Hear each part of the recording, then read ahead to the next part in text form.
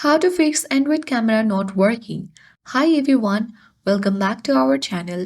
This is Rose and without further ado, let's get started. First, restart your phone.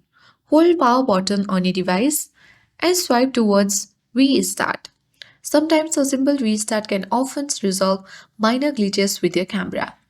Then you can easily wait for a few seconds and then check whether your camera is working or not. If not yet, you need to check for app permissions.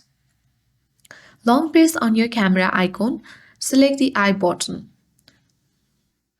Now select permissions option and make sure that you have allowed camera permissions. If not, you can easily select the camera from the not allowed section and tap allow while using the app. Other step is simply you need to force stop camera app. For that, you can easily long press on camera icon, select I button and then reach this app info page. Tap on force stop and select force stop.